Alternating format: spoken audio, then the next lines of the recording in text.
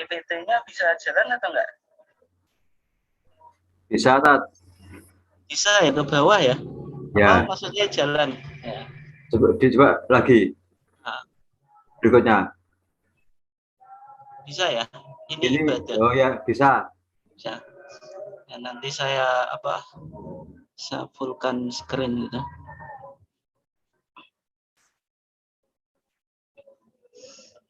Oke, kita bisa mulai sambil menunggu yang lainnya.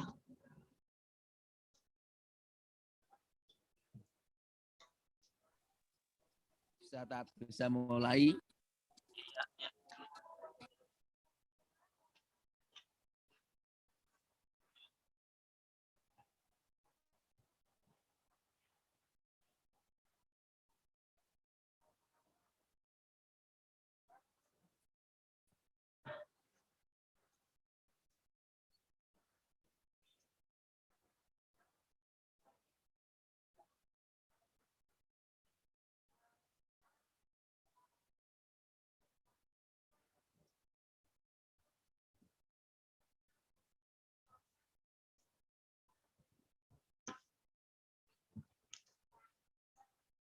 Assalamualaikum warahmatullahi wabarakatuh. Waalaikumsalam warahmatullahi wabarakatuh. Alhamdulillahi rabbil alamin. Wassalatu wassalamu ala ashrafil anbiya'i wal mursalin. Al-qail man yuridillahu bihi khairan yufaqihu fid din. Wa ala alihi wa sahbihi ajmain, amma ba'd. Yang saya hormati Ketua dan seluruh jajaran pimpinan cabang Muhammadiyah Kota Bojonegoro, dan juga segenap pengurus Lasismu Bojonegoro, Bapak-bapak dan ibu-ibu sekalian, jamaah ketarjian PCM Kota Bojonegoro, baik yang berada di dalam Kota Bojonegoro dari berbagai macam kaum di Kota Bojonegoro maupun yang berasal dari luar Bojonegoro yang dimuliakan Allah. Alhamdulillah pada kesempatan ini kita dipertemukan oleh Allah Subhanahu wa taala di dalam kajian ketarjian rutin bersama PCM Kota Bojonegoro dalam keadaan sehat walafiat. Salawat dan salam semoga tetap terlimpahkan kepada junjungan kita Nabiullah Muhammad SAW, keluarganya, sahabatnya, dan seluruh orang yang mengikuti sunnahnya sampai hari kiamat. Jamaah sekalian yang dimuliakan Allah, insya Allah pada kesempatan ini kita akan mengangkat sebuah topik yang sebenarnya topik ini cukup klasik ya, tetapi sering menjadi perdebatan dan bahkan menjadi politik identitas, yaitu yang berkaitan dengan Muhammadiyah dan tahlilan. Bapak dan Ibu sekalian yang dimuliakan Allah, sebelum kita masuk kajian kita ini dengan melihat putusan dan fatwa-fatwa tarjih yang berkaitan dengan tahlilan,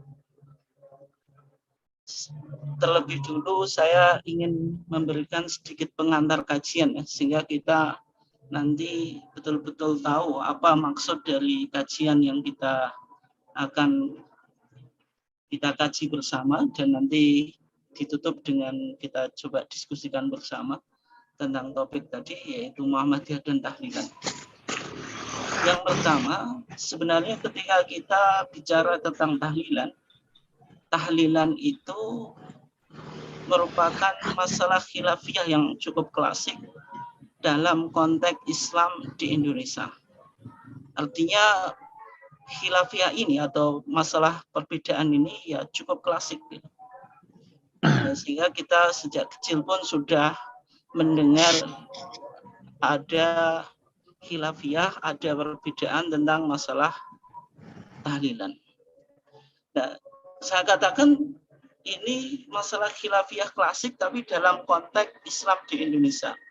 Karena kita tidak temukan ya tradisi tahlilan di negara-negara Arab ya. Mungkin kalau di Asia Tenggara itu ada yang memiliki semacam tradisi tahlilan, tetapi mungkin waktunya dan bacaannya itu ada yang berbeda. Artinya tidak ada bacaan yang standar yang disepakati oleh mungkin Islam di konteks Nusantara yang mencakup Asia Tenggara itu.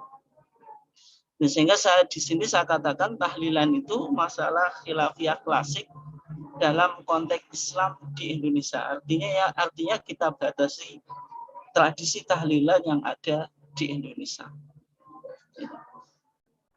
Artinya ketika saya sebut masalah khilafiyah, ini bukan masalah khilafiyah misalnya terjadi di kalangan sahabat atau di kalangan tabi'in.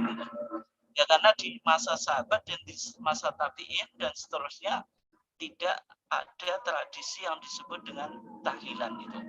Oke. Yang kedua, permasalahan ini sering ditanyakan oleh warga Muhammadiyah. Sehingga Bapak dan Ibu sekalian, kalau misalnya melihat TJA, tanya jawab agama yang sudah terkompilasi itu menjadi 8 jilid, ataupun juga fatwa-fatwa tarjih yang belum dikompilasi atau dikodifikasi atau dibukukan menjadi TJA, nanti akan menjadi TJA yang akan datang. Misalnya kita temukan fatwa-fatwa itu di SM, yaitu Suara Muhammadiyah. Nah, nanti Bapak dan Ibu sekalian bisa misalnya melihat di website fatwa tarjih itu. Nah, itu masalah tahlilan ini sangat sering ditanyakan. Sehingga nanti saya akan mencoba melihat fatwa-fatwa majelis tarjih yang berkaitan dengan tahlilan yang sudah ada. Itu bagaimana fatwanya. Kemudian yang ketiga, ini yang penting. Kajian ini mencoba menjawab atau mempertegas atau memperjelas posisi atau pendapat Muhammadiyah tentang tahlilan. Ya. Selama ini Muhammadiyah dianggap sebagai kelompok atau organisasi yang anti tahlilan. Kenapa kok Muhammadiyah tidak tahlilan atau tidak memiliki tradisi tahlilan? Misalnya nanti bisa kita lihat misalnya tahlilan setiap malam Jumat atau tahlilan pasca kematian atau selamatan geblakan, ataupun mungkin ada istilahnya lain yaitu kenduri arwah atau yang lainnya. Kenapa kok Muhammadiyah tidak memiliki tradisi yang semacam ini?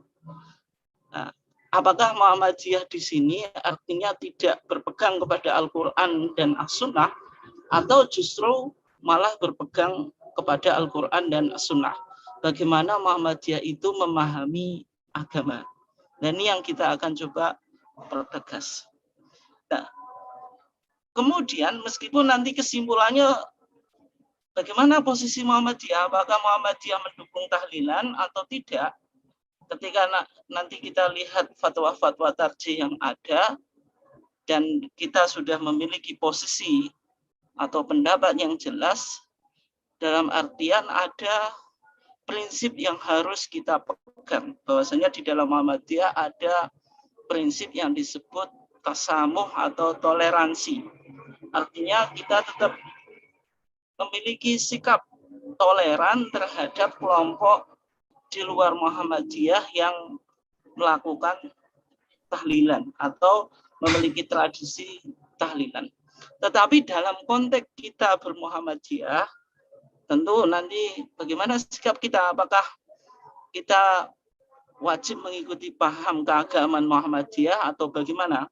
Dalam arti kajian ini lebih menjelaskan pada pandangan internal Muhammadiyah gitu. Artinya tetap sikap-sikap tasamuh terhadap kelompok yang lain itu tetap kita jaga. Bukan berarti Muhammadiyah di sini menganggap sesat atau membid'ahkan kelompok-kelompok yang menjadikan tahlilan itu sebagai misalnya politik identitas atau tradisi yang dianggap berdasarkan pada Quran dan Sunnah menurut pandangan mereka. Nah, jemaah sekalian yang dimuliakan Allah,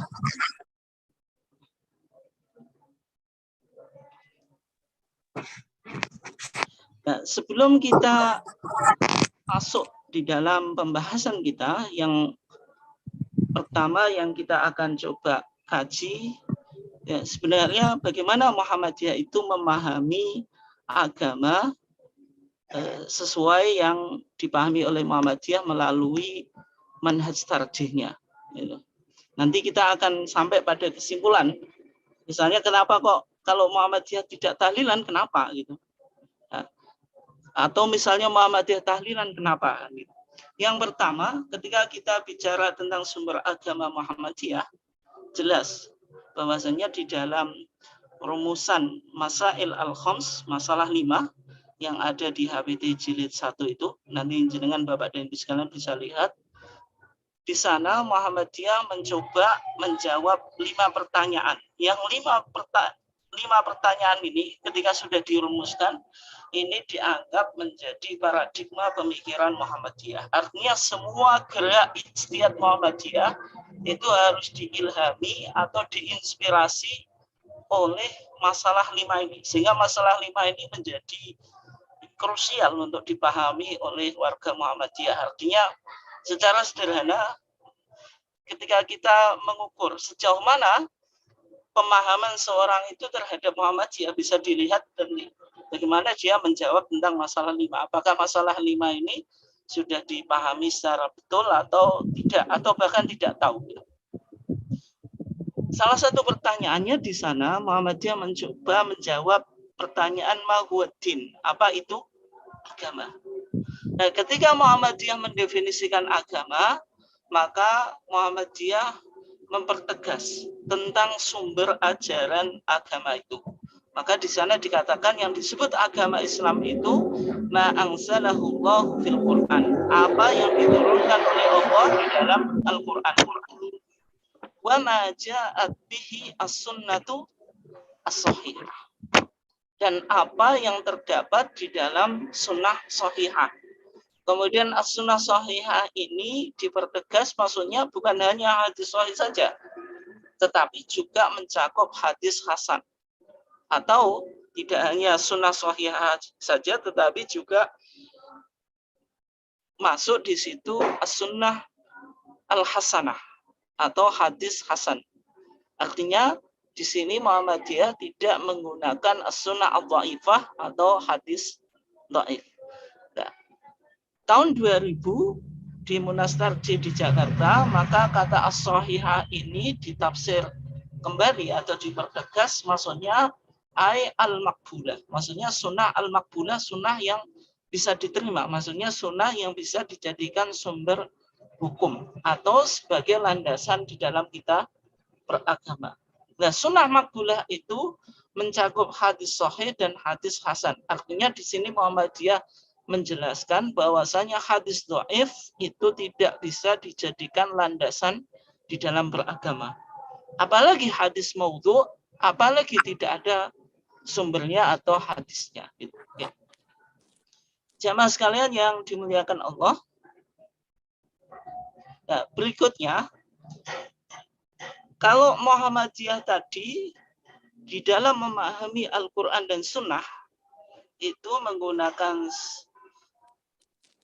jargon atau slogan aruju ilal Quran wa Sunnah, kembali pada Quran dan Sunnah. Artinya di sini Muhammadiyah di dalam memahami agama itu ada orientasi tajdid. Dan tajdid itu artinya pembaruan. Pembaruan di dalam Muhammadiyah itu memiliki 2 makna. Yang pertama artinya purifikasi atau pemurnian. Maksudnya mengembalikan kemurnian ajaran agama Islam ini sesuai dengan sunnah Nabi. Nah, ini dilakukan oleh Muhammadiyah dalam bidang akidah dan ibadah.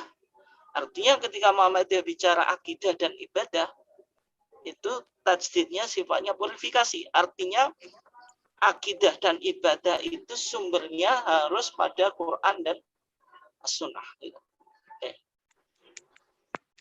Tetapi tajdid di dalam Muhammadiyah ternyata tidak hanya dipahami atau dimaknai purifikasi, tajdid juga artinya dinamisasi atau mungkin modernisasi, atau juga mungkin dalam bahasa Muhammadiyah sekarang itu berkemajuan itu. Ya. Ini dilakukan oleh Muhammadiyah dalam bidang muamalah dunyawiyah. Muamalah dunyawiyah itu interaksi keduniaan, artinya segala sesuatu yang bukan menjadi tugas Nabi atau segala sesuatu yang tidak ada hubungannya dengan bidang akidah dan ibadah. Dan di sini tajdid bermakna dinamisasi, artinya Muhammadiyah mendinamisasikan kehidupan masyarakat dengan semangat kreatif dan inovatif sesuai dengan tuntutan zaman atau perkembangan ilmu pengetahuan. Nah, sehingga kalau kita pahami dari dua makna tajdid di sini, yang pertama purifikasi atau pemurnian, ini dilakukan dalam bidang akidah dan ibadah. Artinya bid'ah atau inovasi di dalam agama itu hanya berlaku dalam bidang akidah dan ibadah. Tetapi dalam konteks muamalah dunyawiyah itu tidak berlaku yang disebut dengan bid'ah. Jadi bid'ah di sini tidak berlaku dalam konteks muamalah dunyawiyah.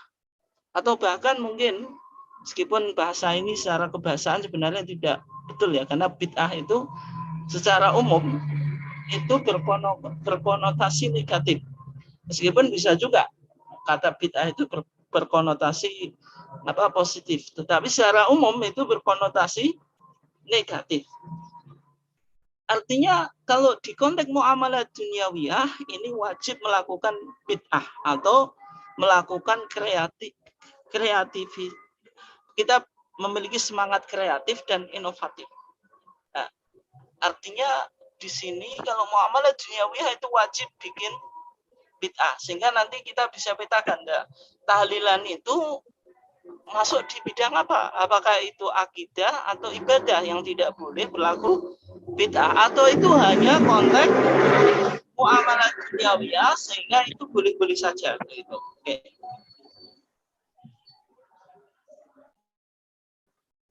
Jamaah sekalian yang dimuliakan Allah,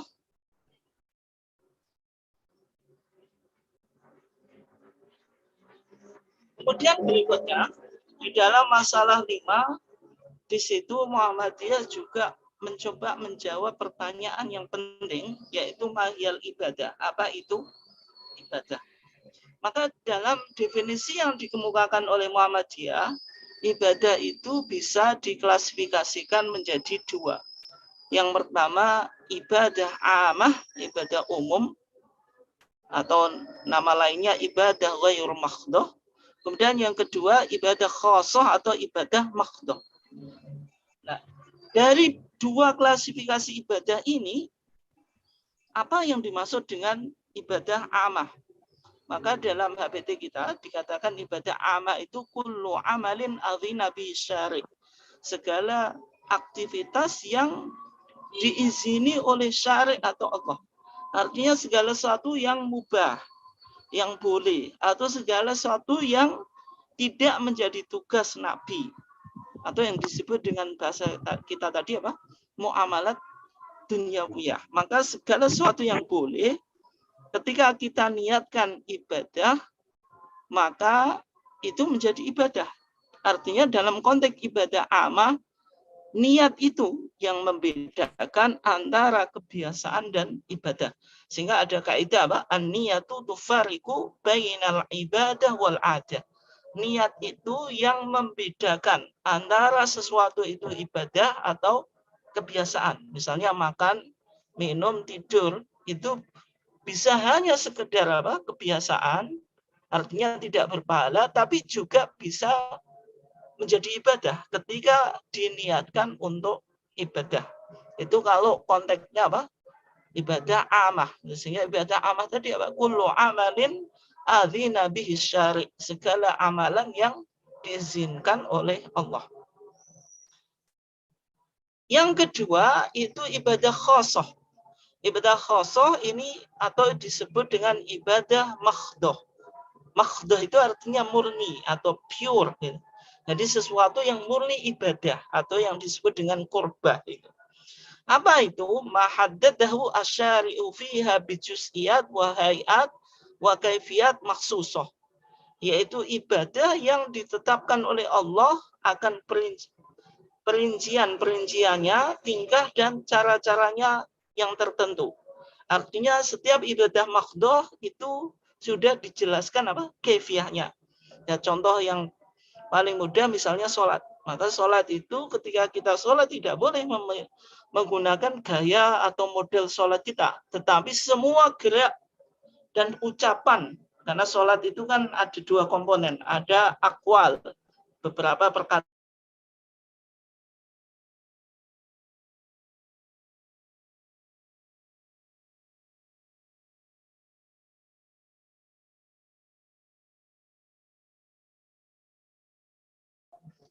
Karena kaifiahnya atau tata caranya itu sudah ditentukan atau dijelaskan oleh Nabi. Karena ini hubungannya dengan apa? Ibadah khosoh atau ibadah makhdoh. Oke.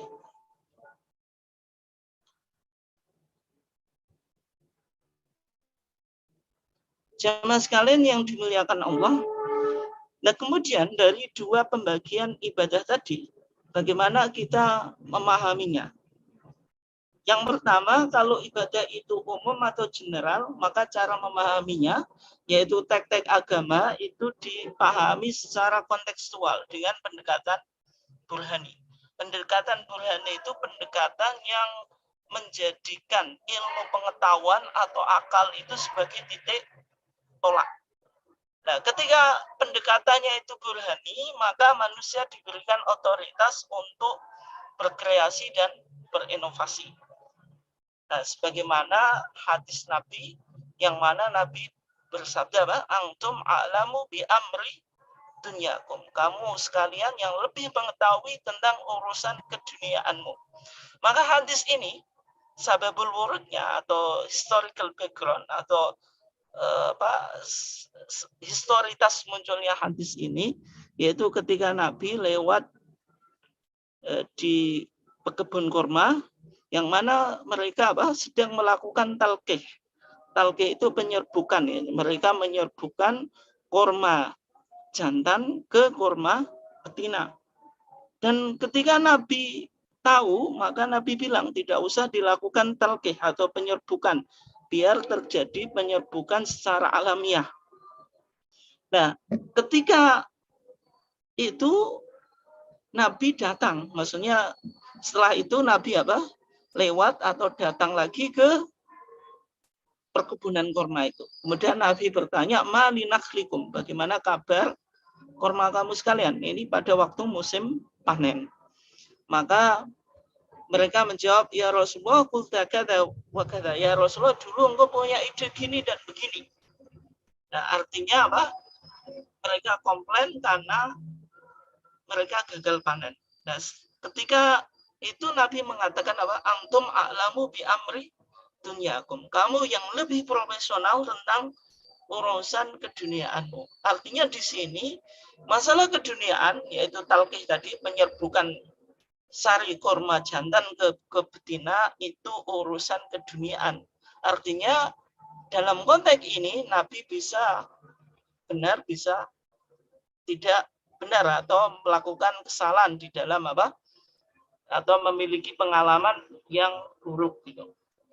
Karena di sini tidak ada hubungannya dengan wahyu, karena urusan tadi urusan keduniaan. Sehingga kaidah yang kita gunakan itu al aslu fil asya al ibaha hatta yadulla dalilu ala khilafi. Hukum asal segala sesuatu itu boleh sampai ada dalil yang tidak membolehkan. Okay. Berikutnya, Bapak dan Ibu sekalian dimuliakan Allah, kalau ibadah itu khusus atau spesifik, bagaimana kita memahaminya? Cara memahaminya, tek-tek agama dipahami secara orisinil, tekstual, literal dengan pendekatan bayani. Ini secara umum ya, meskipun tidak harus pendekatannya bayani. Nah, pendekatan bayani itu apa? Pendekatan yang menjadikan titik tolak itu nas Al-Quran atau As-Sunnah. Kalau kita melihat sesuatu, maka dicari dalil Quran dan dalil sunnahnya. Itu yang disebut dengan apa? pendekatan bayani. Dan ini dilakukan dalam bidang ibadah khusus atau ibadah spesifik. Nah, sehingga dalam konteks ini, karena pendekatannya bayani, kita tidak bisa melakukan kreasi dan modifikasi atau membuat bid'ah. Karena segala sesuatu sudah ditentukan kefiahnya, tata caranya melalui dalil Al-Quran dan As-Sunnah. Sehingga kalau kaidahnya di sini itu kebalikan kaidah yang awal tadi, yaitu di sini al-aslu fil ibadah at-tahrim hatta yadulla dalilu ala khilafi. Hukum asal ibadah itu haram sampai ada dalil yang menyatakan boleh. Sehingga kalau masalah ibadah yang pertama kali ditanyakan itu dalilnya ada atau tidak. Karena dalam kaidah yang lain dikatakan juga al-aslu fil ibadah at-tauqif wal ittiba. Asal hukum ibadah itu mengikuti, yaitu mengikuti apa yang dilakukan oleh Nabi. Sehingga dalam konteks ibadah khusus ini atau ibadah makhdoh ini, maka di antara prinsip yang paling utama yang namanya ibadah itu harus muwafaqah atau mutaba'ah. Muwafaqah itu sesuai dengan Al-Quran dan As-Sunnah, atau mutaba'ah itu mengikuti Al-Quran dan As-Sunnah.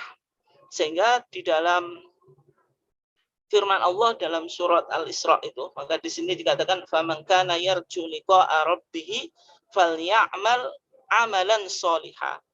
Maka barang siapa yang berharap ketemu Tuhan mereka, falyamal, hendaklah dia beramal amalan sholiha. Amal yang soleh itu apa? Amal yang soleh itu dalam konteks ini amal yang sesuai dengan petunjuk Al-Quran dan As-Sunnah.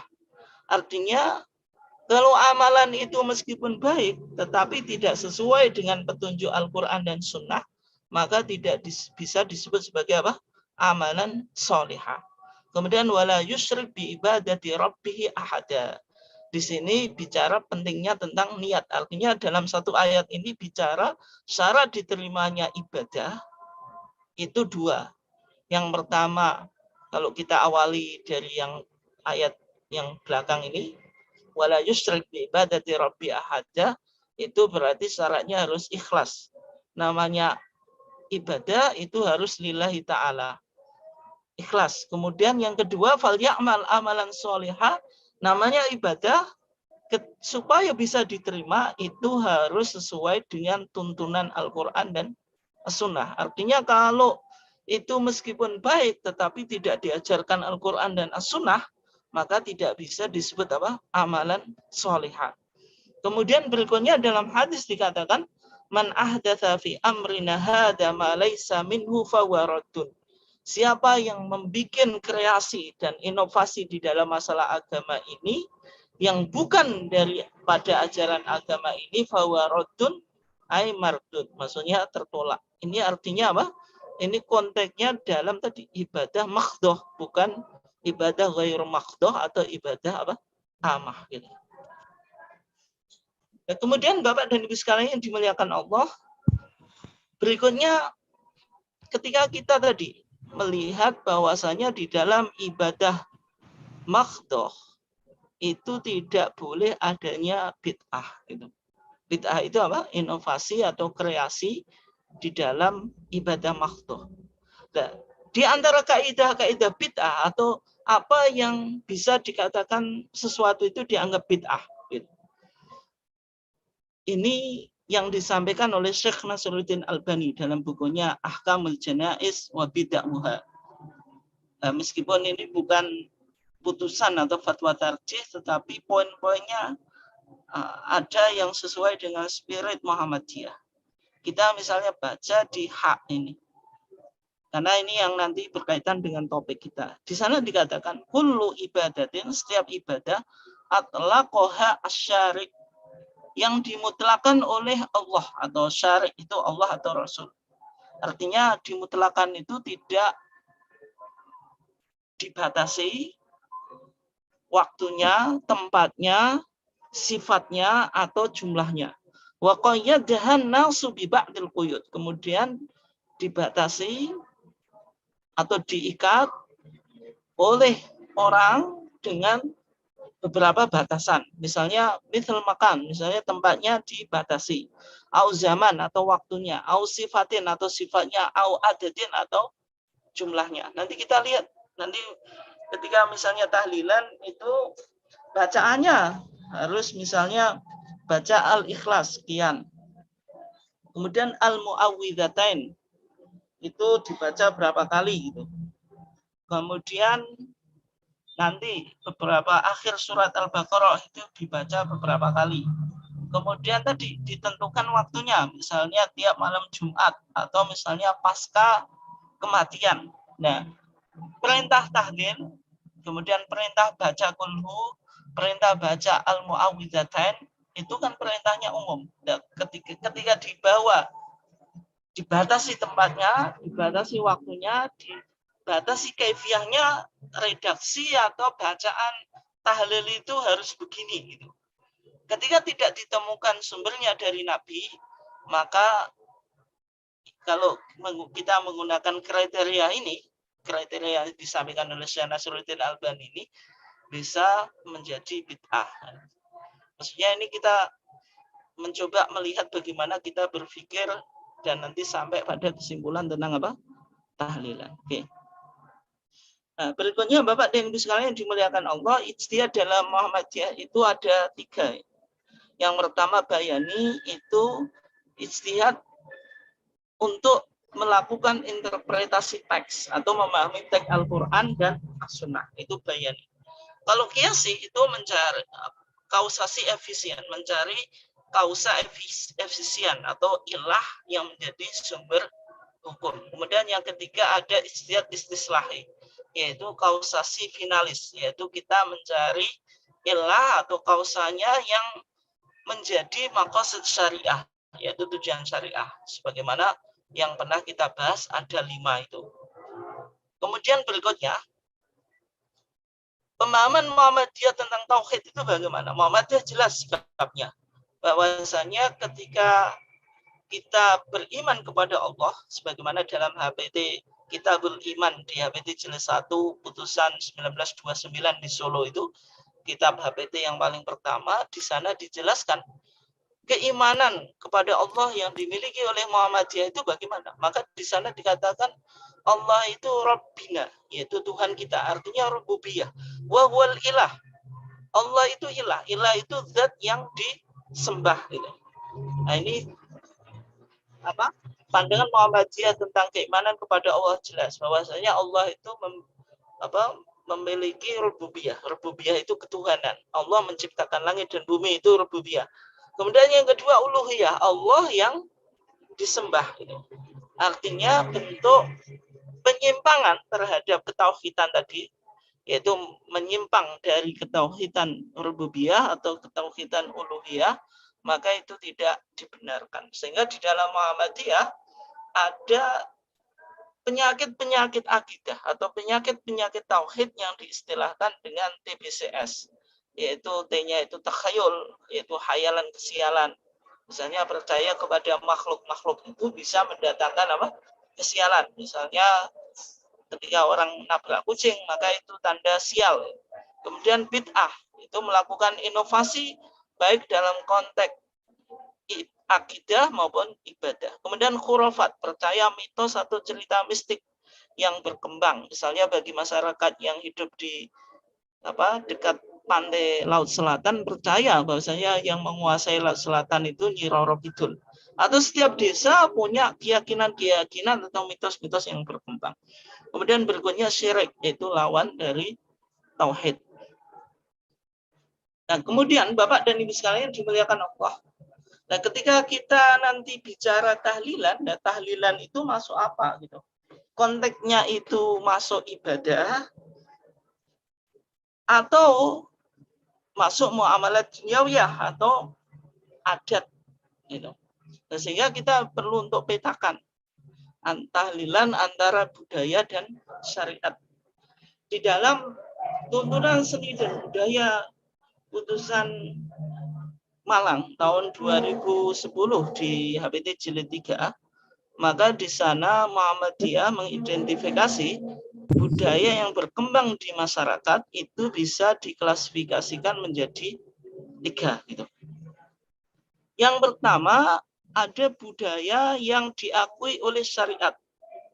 Artinya budaya ini tidak hanya sekedar budaya, tetapi didukung atau diakui atau diafirmasi oleh syariat dan bahkan bisa menjadi sumber hukum. Nanti yang disebut dengan al-urf. Dan di sini berlaku kaidah yaitu al-adatu muhakkamah. Adat itu bisa dijadikan sebagai sumber hukum. Dan nanti kita lihat misalnya tahlilan itu masuk di kebudayaan yang diakui syariat atau tidak gitu. Oke. Berikutnya,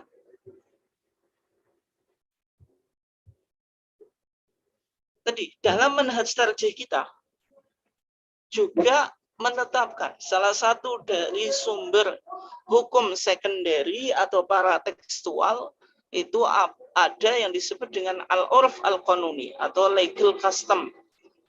Yaitu apa? Ketentuan hukum yang berlaku dalam masyarakat dan diterima dalam bermuamalat interaksi sosial.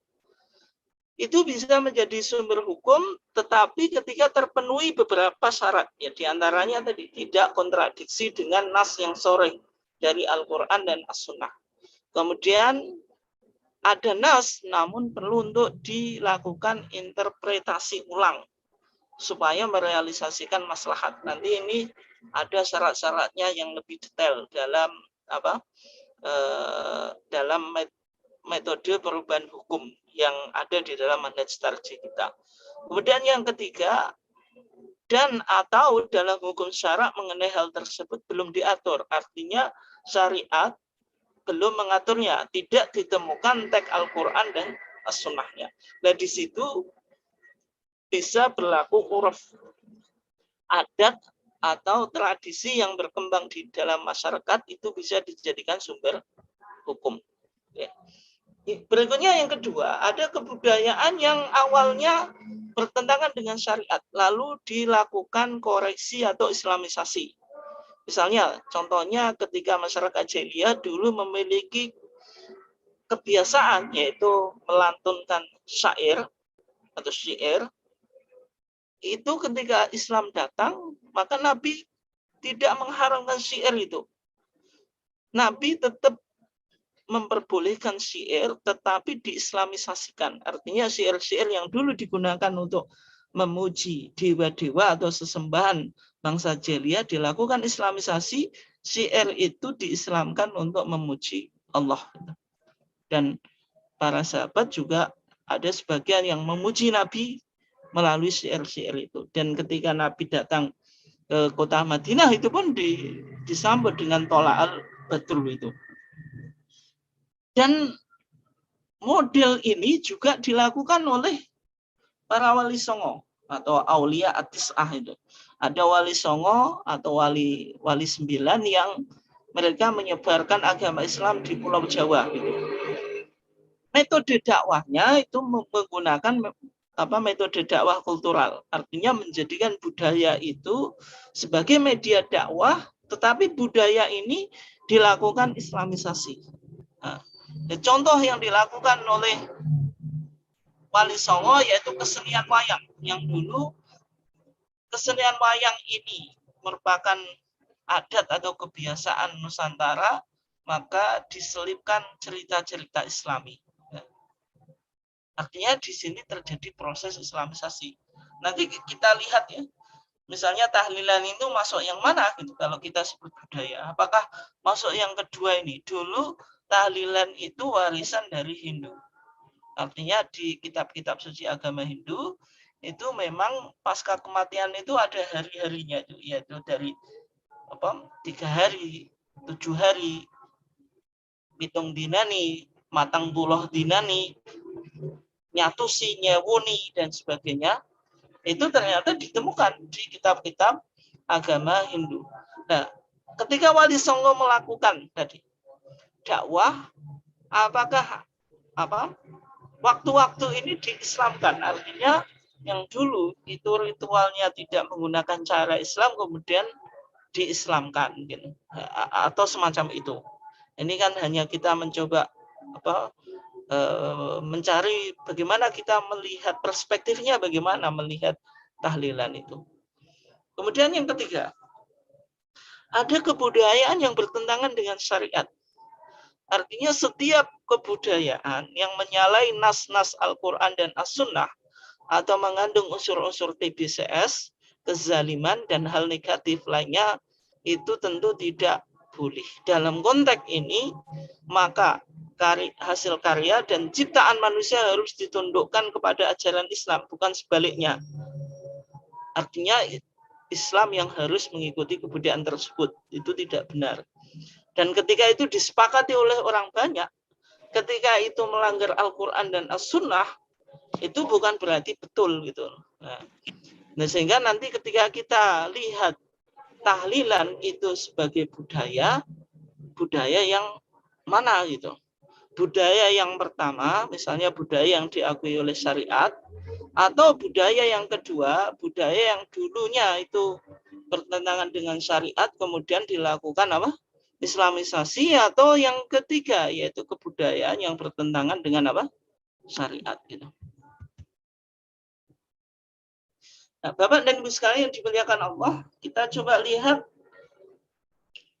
langsung kepada fatwa tarjih. Yang pertama, tahlilan itu kan bagian dari zikrullah, yaitu mengingat Allah.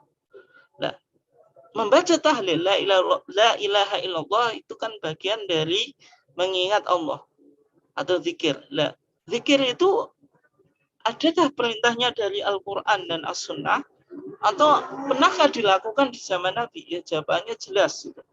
Karena kalau kita lihat di dalam Al-Quran, maka di sana Allah Subhanahu wa taala berfirman, ya ayyuhalladzina amanu dzkurullaha dzikran katsira. Disuruh mengingat Allah dengan banyak.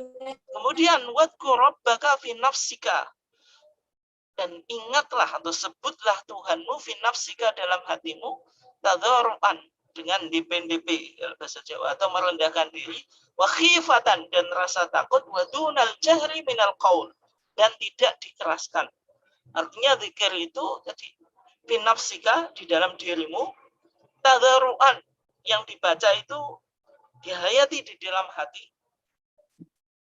memahami maknanya, wa khifatan dan ada ketakutan, wa dunal jahri minal qaul, artinya tidak perlu keras-keras. Nah, ini kaidah zikir yang diajarkan oleh Al-Quran. Bil ghudwi wal asal, yaitu di pagi hari dan petang. Kemudian dikatakan wala takun minal ghafilin. Inti dari zikrullah, mengingat Allah itu supaya kita tidak menjadi orang yang lalai gitu. Nah, ketika kita lihat di dalam hadis-hadis Nabi, ketika Nabi mengajarkan zikrullah, ternyata zikir itu bacaannya banyak. Ada tasbih, yaitu subhanallah. Ada tahmid, alhamdulillah. Dan yang lainnya gitu. Sebagaimana yang Bapak dan Ibu sekalian baca misalnya setelah sholat gitu. Itu zikir, kita baca tasbih, subhanallah. Kita baca tahmid, alhamdulillah. Kita baca takbir, Allahu Akbar gitu. Kemudian kita sampai pada topik yang kita akan bahas tadi. Nah, sebelum kita membahas Muhammadiyah dan tahlilan, yang pertama yang disebut tahlilan itu apa?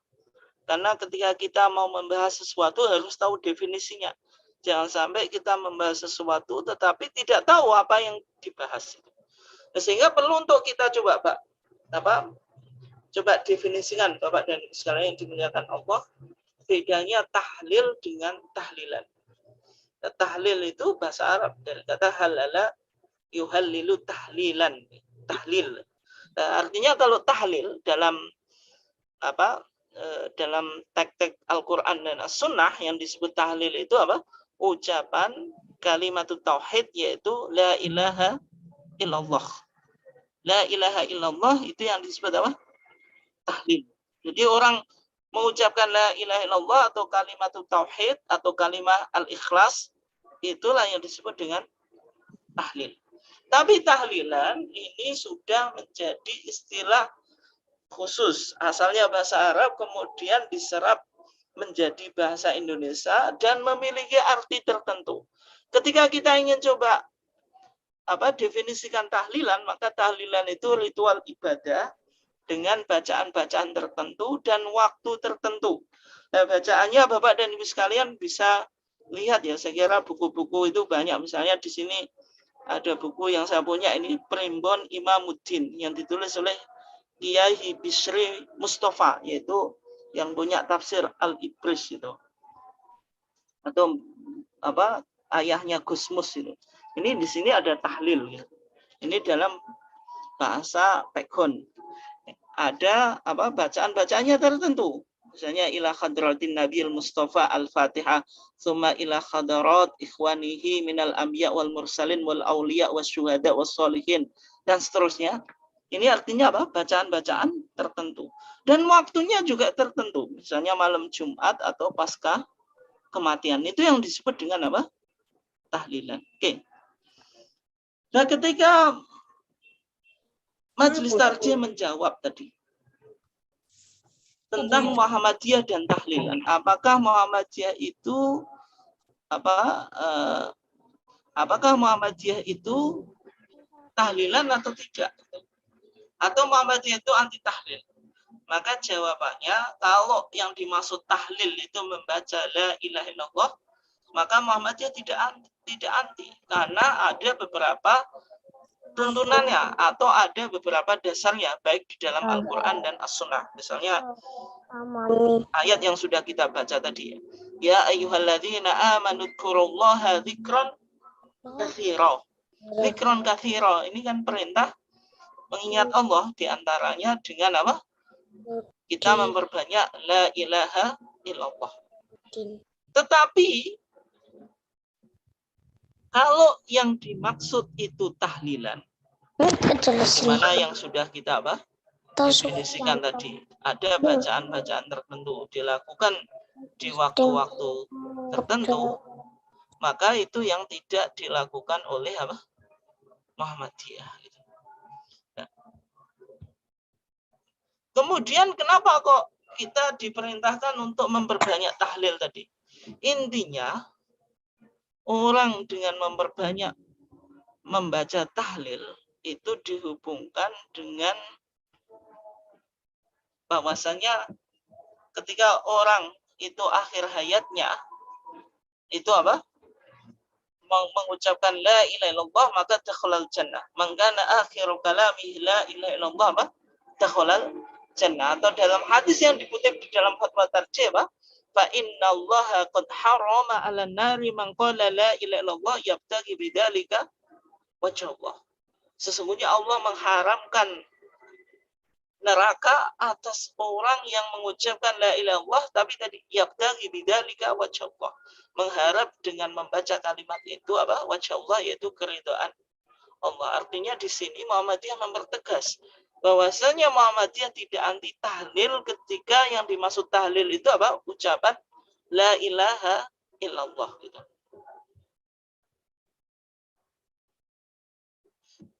Tetapi dipertegas di dalam fatwa tarjih, yang dilarang menurut Muhammadiyah itu tahlilan yang dihubungkan dengan ritual pasca kematian atau upacara pasca kematian. Maka dalam fatwa kita dikatakan upacara yang dikaitkan dengan 7 hari kematian atau 40 hari atau 100 hari dan sebagainya, sebagaimana yang dilakukan oleh pemeluk agama Hindu. Artinya di sini dipertegas bahwasanya tradisi ini sudah ada di dalam ajaran Hindu. Ketika tadi Wali Songo melakukan dakwah di Nusantara, ketika tradisi ini sudah mengakar bagi masyarakat Jawa, maka Wali Songo tidak langsung tadi merubah atau menghilangkan tradisi ini, tetapi tradisi ini diislamisasikan, sehingga dimasukkan bacaan-bacaan tadi, bacaan-bacaan yang disebut dengan tahlilan. Ketika itu dianggap sebagai media atau dipahami sebagai media dakwah kultural. Ketika itu boleh-boleh saja, tetapi dalam konteks sekarang gitu, ketika Islam sudah mapan, apakah ini dianggap masih relevan atau tidak? Misalnya contoh yang lain gitu. Bagaimana hukum menabuh kentongan atau jedor di masa dakwah Islam di masa awal di Indonesia atau yang dilakukan oleh Wali Songo, menabuh kentongan atau menabuh jedor itu sebagai media dakwah atau menjadikan budaya itu sebagai media dakwah atau yang disebut dengan dakwah kultural. Ketika itu boleh-boleh saja. Ketika orang masih tabu dengan suara azan, maka Wali Songo tadi menggunakan budaya untuk mengundang orang ke mendatangi sholat berjamaah baik di masjid atau di musola dengan tadi diawali dengan jedor ataupun tadi kentongan. Nah, tetapi ketika kita Islam sudah mapan, apakah itu masih relevan? Padahal Mbah Hasyim Asy'ari sendiri, Hadratus Syekh, itu mengharamkan kentongan atau jedor. Itu sebagaimana dalam tulisan yang ditulis oleh Mbah Hasyim Asy'ari sendiri dan sudah dibukukan, namanya kumpulannya itu Irsadus Sari itu. Oke. Artinya Mbah Hasyim Asy'ari sendiri itu menganggap kentongan itu sudah tidak relevan. Dan sehingga di sini kritik Muhammadiyah di situ.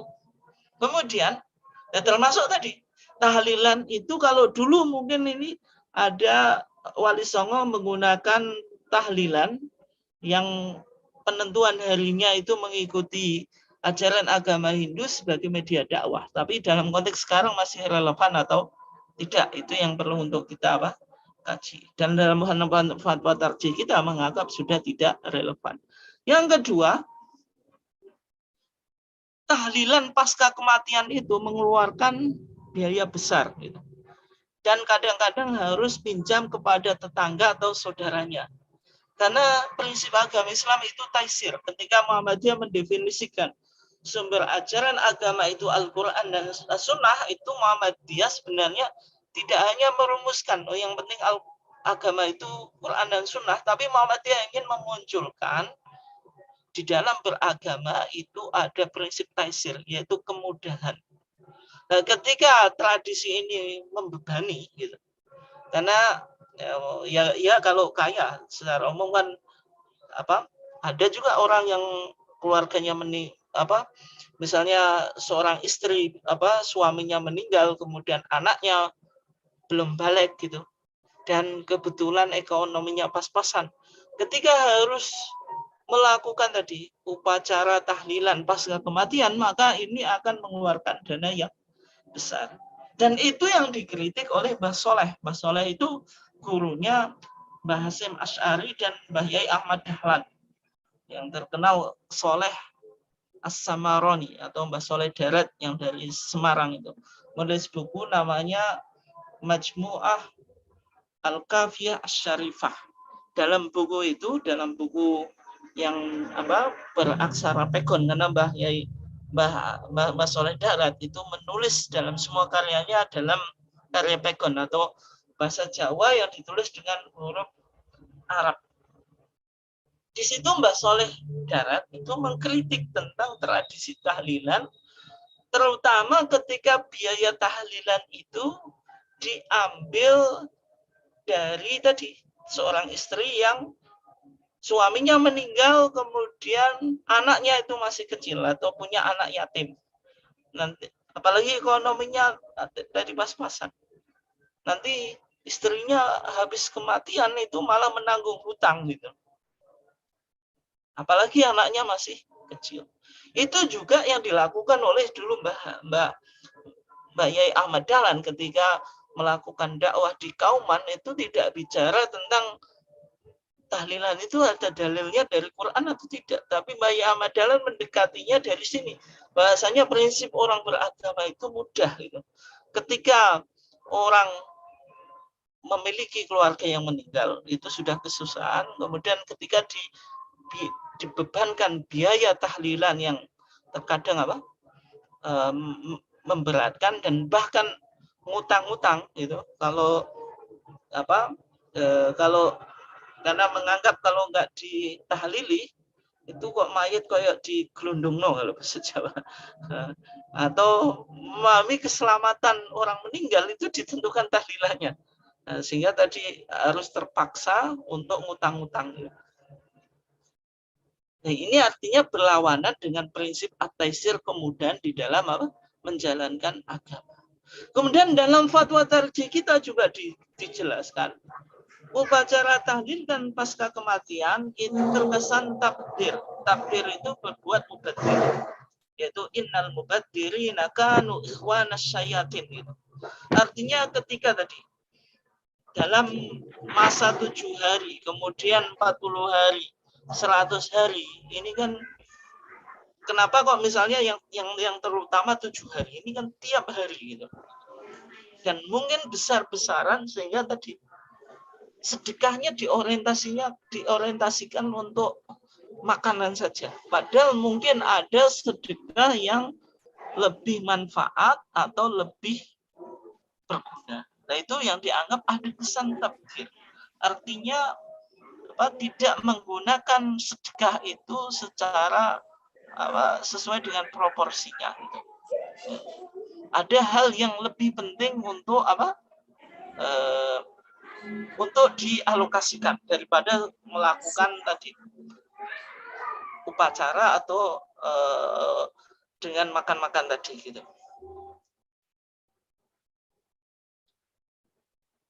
Kemudian juga kalau kita lihat di dalam fatwa tarjih dijelaskan ketika tadi tahlilan itu ada sisa dari teologi agama Hindu ya.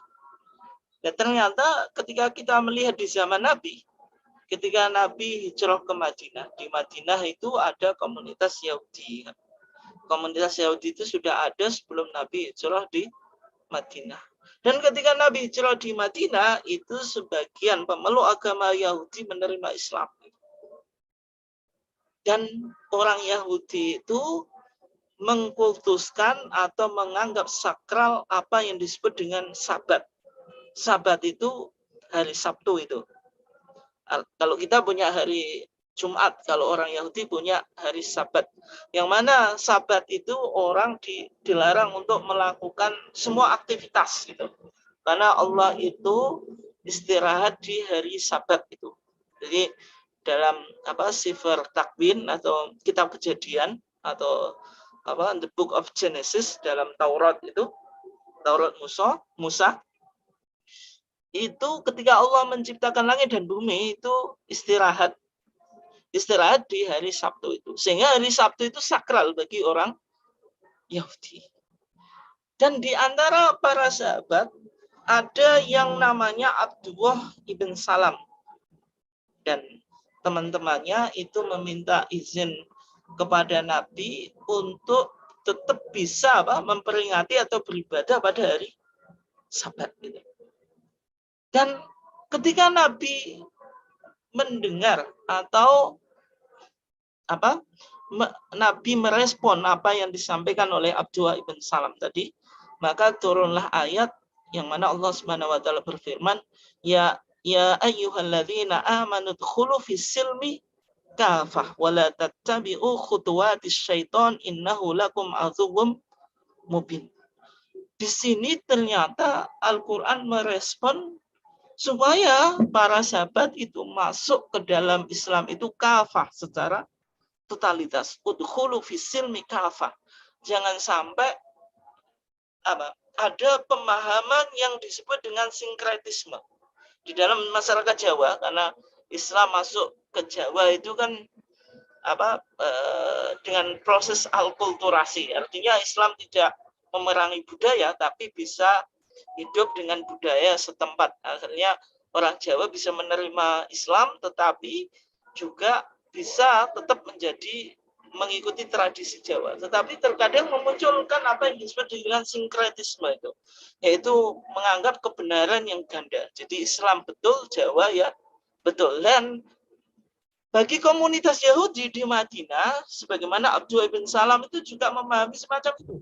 Jadi beberapa tradisi Yahudi itu betul, Islam juga betul. Sehingga Abdullah ibn Salam tadi meminta izin kepada Nabi supaya Nabi mengizinkan Abdullah ibn Salam dan kawannya untuk tetap bisa memperingati Sabat, hari Sabat. Oke.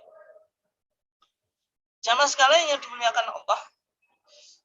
Nah, sehingga di TJA jilid 2 kita di situ Muhammadiyah mempertegas ya bahwasanya tahlilan 3 hari, 7 hari, 40 hari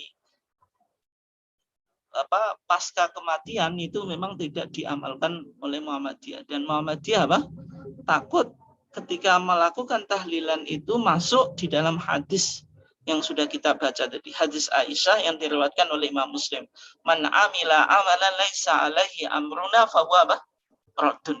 Gitu.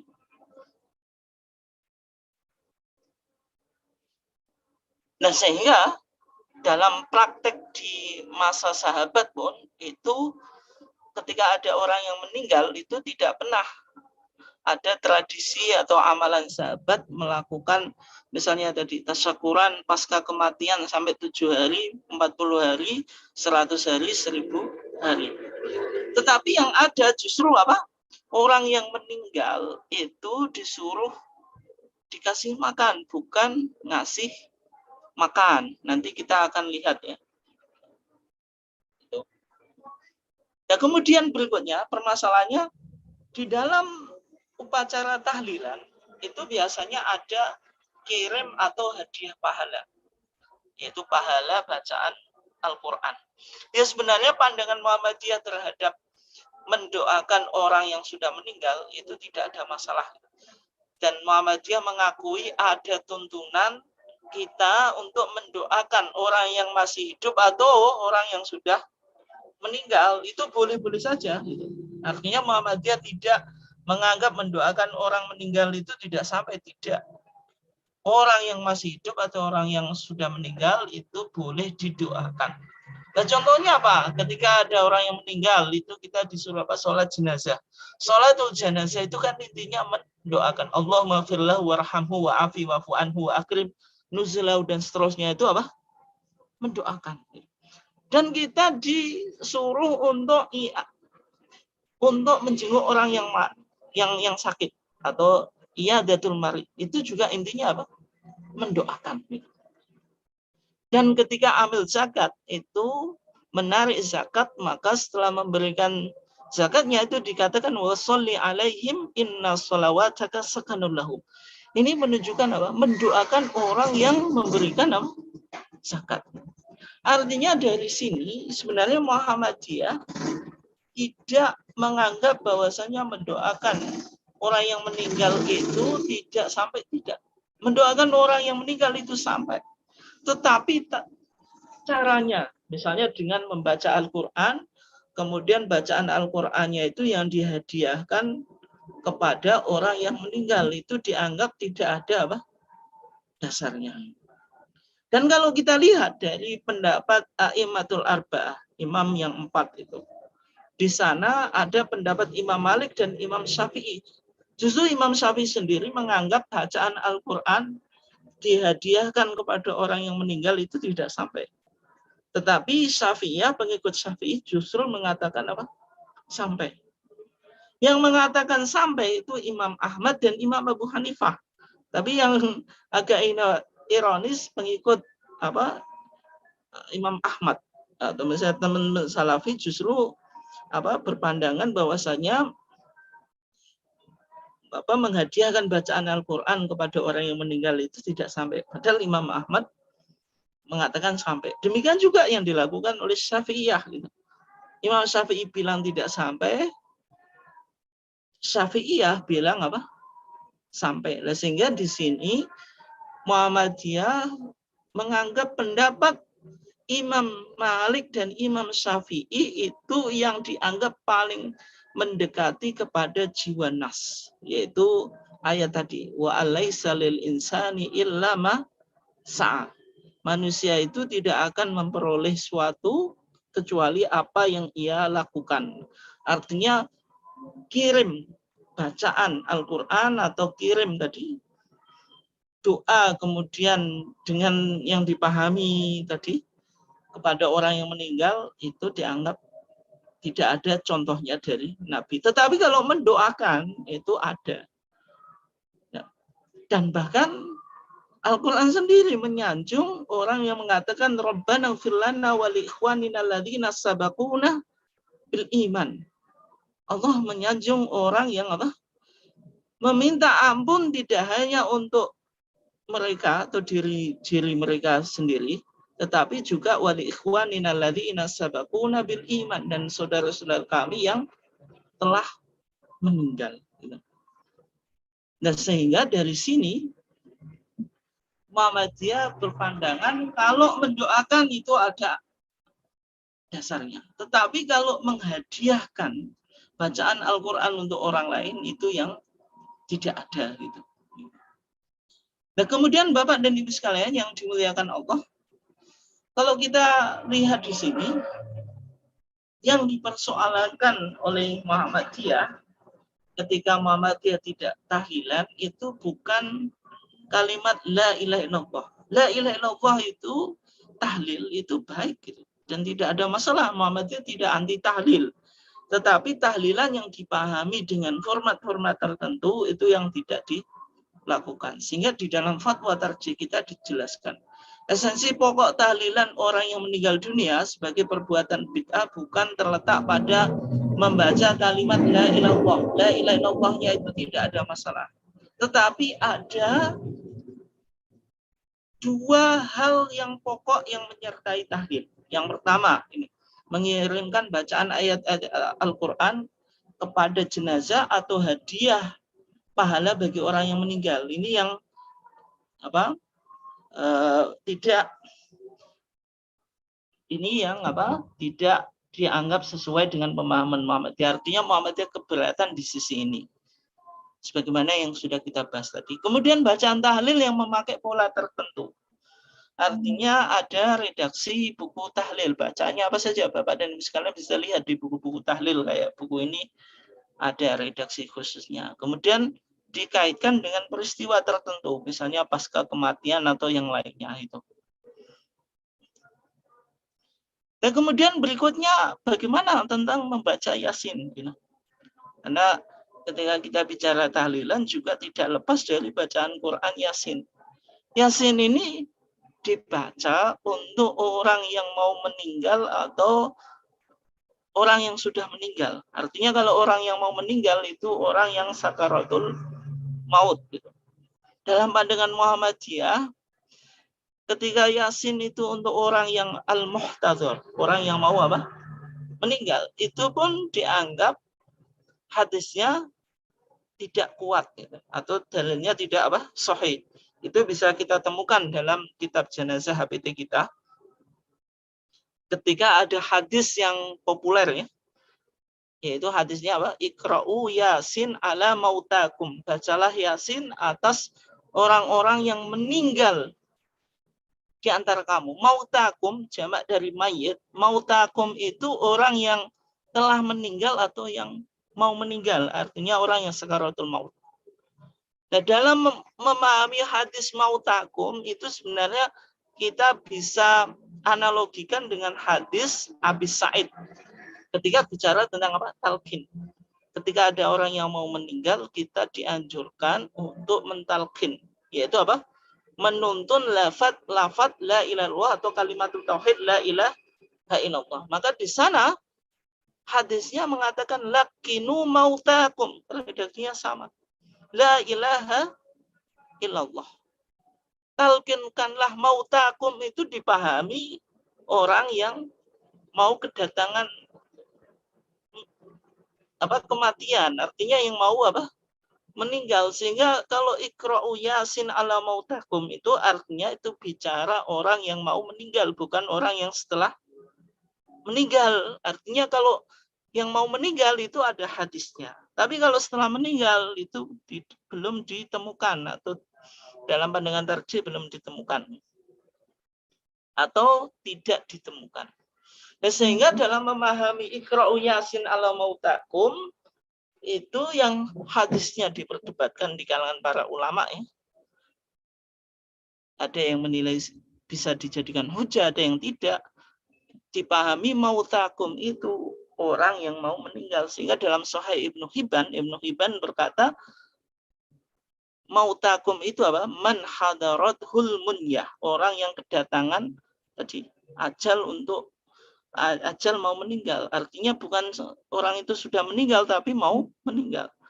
Tetapi hadis itu dalam pandangan tarjih, bagaimana Bapak dan Ibu sekalian bisa lihat dalam kitab Jenazah HPT kita, maka di sana ada redaksi amma qiraatu Yasin alal muhtadhar. Adapun bacaan surat Yasin pada orang yang hampir mati, maksudnya mau apa? Meninggal, di sana dikatakan apa? Falaisa laha aslun tsabitun. Maka tidak ada hadis yang sahih. Artinya Muhammadiyah tidak mengamalkan. Sehingga untuk orang yang mau meninggal saja tidak mengamalkan, apalagi bacaan Yasin untuk orang yang sudah meninggal.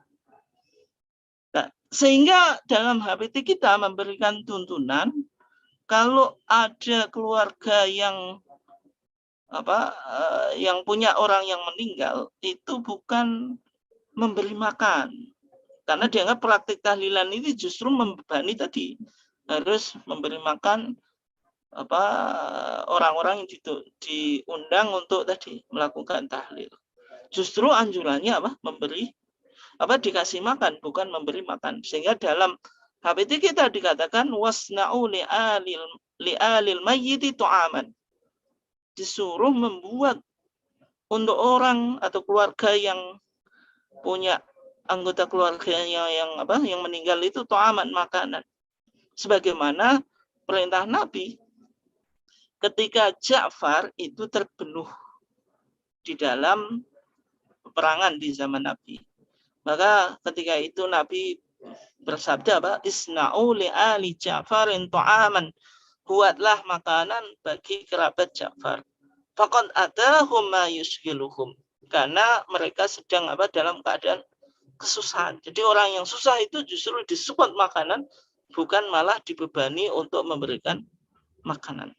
Dan juga di dalam HPT kita atau dalam putusan kita juga ada larangan supaya tidak membuat ijtima atau perkumpulan atau kumpul yang di rumahnya orang meninggal, di mana mereka menyediakan makanan untuk kita.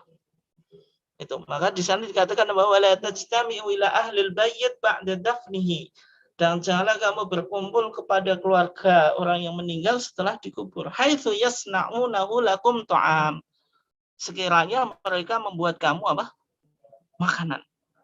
Ini sebagaimana didasarkan hadis Jarir ibn Abdullah al-Bajali. Di sana dikatakan kunna na'uddu al-ijtima' ila ahlil mayyit wa san'atat ta'am ba'da dafnihi minan niyahah. Ini hadis Imam Ahmad. Dianggap berkumpul di rumah orang yang kematian dan mereka mengadakan jamuan itu minan niyahah, termasuk meratapi. Meratapi itu suatu perbuatan yang dilarang oleh syariat. Nah, kemudian Bapak dan Ibu sekalian yang dimuliakan Allah, ketika kita tadi sudah lihat tentang sikap atau posisi Muhammadiyah tentang tahlilan. Nah, bagaimana kalau misalnya kita mendapatkan tahlilan dari tetangga yang kebetulan mungkin tidak memiliki paham keagamaan yang sama dengan kita? Bagaimana kita meresponnya? Maka pertanyaan ini pernah disampaikan kepada majelis tarjih. Maka ada dua sikap. Yang pertama, minta izin untuk tidak ikut tahlilan dengan alasan bahwasanya paham Muhammadiyah itu tidak membolehkan tahlilan untuk kematian. Dan pendapat ini yang dianggap paling ideal secara organisatoris, yaitu secara organisatoris warga Muhammadiyah seyogianya tunduk pada paham yang diyakini oleh Muhammadiyah. Artinya jangan sampai orang Muhammadiyah malah menjadi pelopor tahlil gitu. Yang kedua, kalau misalnya tadi terpaksa dengan berbagai macam alasan, karena mau mengelak cari alasan sudah tidak dapat, kebetulan itu misalnya keluarga macam-macam gitu, ya kalau terpaksa bersikap pasif. Artinya tidak mendukung, kita mungkin menganggap ini tidak dibetulkan, tetapi kita bersikap pasif gitu. Karena itu keterpaksaan, kita mau menasihati juga takut atau misalnya menjelaskan. Karena memang pemahaman keagamaannya yang berbeda. Ini kalau dalam kondisi terpaksa harus mengikuti. Nah, sehingga Bapak dan Ibu sekalian dimuliakan Allah. Nah, kalau misalnya Muhammadiyah itu tidak tahlilan, yang dianggap tahlilan ini bentuk berbakti kepada orang yang sudah meninggal, apalagi bapak atau ibu. Dan seolah-olah di masyarakat dipahami tolak ukur anak yang soleh itu yang tadi yang besar-besaran mengadakan tahlilan pasca kematian gitu. Lalu kalau kita tidak tahlilan gitu, terus apakah sudah tidak ada amalan-amalan yang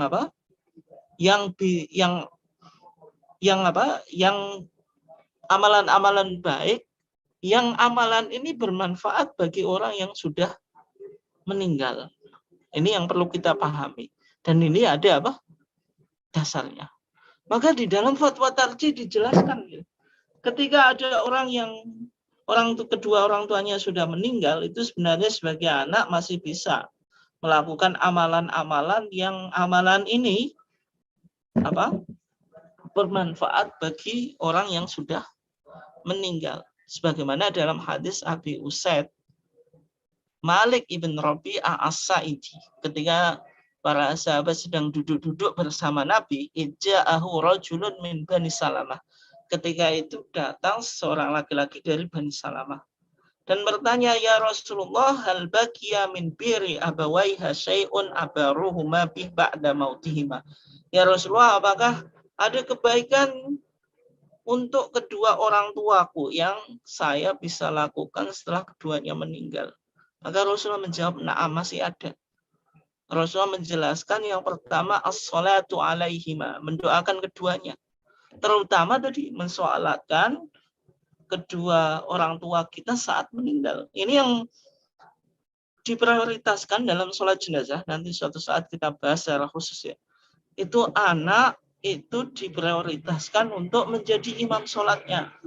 Jangan sampai misalnya meskipun ini prioritas ya, artinya kalau orang lain pun juga sholatnya tetap sah. Tapi seyogyanya anak itu yang memimpin sholat jenazah orang tuanya yang meninggal.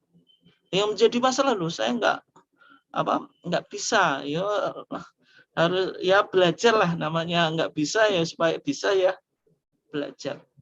Kenapa kok demikian? Karena kalau jenengan yang menjadi imam, maka secara doa, secara emosional itu lebih khusyuk, lebih serius daripada seorang imam atau imam misalnya imam desa atau imam masjid. Karena imam desa dan imam masjid itu tidak punya hubungan emosional. Tapi kalau jenengan dan di posisinya sebagai anak, bapaknya atau ibunya yang meninggal, itu rasa sedih, rasa memiliki hubungan emosional itu sangat dekat, sehingga ketika menjadi imam sholat itu tentu lebih khusyuk. Kemudian yang kedua, wal istighfaru lahuma, meminta ampun keduanya. Ya, sehingga dalam sholat jenazah pun juga kita mendoakan orang yang meninggal, Allahumma firlahu warhamhu wa'afi wa'fu anhu wa akrim nuzulahu, dan seterusnya itu. Kemudian yang ketiga, wa infadhu ahdihima, menunaikan janji keduanya sesudah mereka tiada, ketika mereka memiliki janji. Kemudian yang keempat, wasilaturahim allati la tuwasalu illa bihima, tetap menjaga tali silaturahmi yang sudah dimiliki oleh kedua orang tua kita. Dulu kerabatnya mana saja, orang tua kita, temannya siapa saja, itu kita sebagai anak tetap harus menjaga tadi silaturahmi yang pernah dijalin oleh kedua orang tua. Jangan sampai orang tua kita meninggal, terus tadi teman-temannya sudah hilang, keluar, apalagi kerabatnya hilang. Kemudian wa ikramu shadiqihima, dan menghormati tadi sahabat orang tua kita. Nah, Demikian Bapak dan Ibu sekalian dari kajian kita. Ya, mudah-mudahan apa yang kita kaji pada kesempatan ini bisa memberikan pencerahan kepada kita tentang sikap dan argumentasi atau pandangan Muhammadiyah. Kenapa kok Muhammadiyah tidak tahlilan, tetapi Muhammadiyah apa? Tetap membaca tahlil. Artinya kalau tahlil itu memang ada dasarnya dan justru Muhammadiyah menganjurkan, tetapi kalau tahlilan dengan bacaan atau redaksi-redaksi yang tertentu itu kenapa kok tidak dilakukan oleh Muhammadiyah sebagaimana yang kita lihat melalui putusan dan fatwa-fatwa tarjih. Demikian kajian kita pada malam hari ini. Silahkan Bapak dan Ibu sekalian yang ingin menyampaikan pertanyaan atau tanggapan dari materi atau topik yang kita kaji pada malam hari ini. Oke, monggo. Mungkin saya Pak Ustadz. Monggo Pak Sugeng, monggo. Oke. Assalamualaikum warahmatullahi wabarakatuh. Memang dalam kondisi sekarang ini pakai Pak Ustadz. Saya sendiri, mungkin keluarga saya itu kemarin juga sama ya, mengadakan tahlil 1000 harinya Bapak. Sebenarnya ini juga bertentangan. Saya sendiri juga bertentangan, artinya tetap dilakukan karena kebetulan di Surabaya. Lah, apakah seperti ini tahlil itu adanya di Indonesia atau bagaimana Pak Ustadz? Yang jelas menurut Pak Ustadz tadi itu bid'ah atau haram ya, yang jelas tidak boleh. Memang syariatnya memang seperti itu, tidak boleh. Kalau memang seperti ini, apakah kita nanti kalau diundang tetangga sebelah, lebih baik kita diam atau kita mengikuti atau kita datang tapi tidak melakukan apa-apa? Bagaimana Pak Ustadz? Demikian, terima kasih. Assalamualaikum warahmatullahi wabarakatuh. Waalaikumsalam warahmatullahi wabarakatuh. Ya, yang Pak Sugeng ya, pertanyaan tadi menarik ya. Sebenarnya pertanyaan yang sering disampaikan semacam itu. Yang pertama tadi, tahlilan itu apa gitu tadi. Kalau budaya ya bagaimana, kalau ibadah ya bagaimana. Ya ternyata setelah kita telusuri tadi, kalau mau disebut ibadah mahdhah itu jelas tidak bisa. Karena apa? Tidak ditemukan dalilnya baik dalam Al-Quran dan As-Sunnah. Kalau tahlilannya loh, tahlilan kan sudah kita definisikan, ada bacaan tertentu, ada waktu tertentu. Bacanya ya kayak buku di sini, misalnya di buku Primbon Imamuddin yang ditulis oleh Kiai Bisri Mustafa. Nanti jenengan pokoknya cek buku tahlilan yang ada di masyarakat gitu.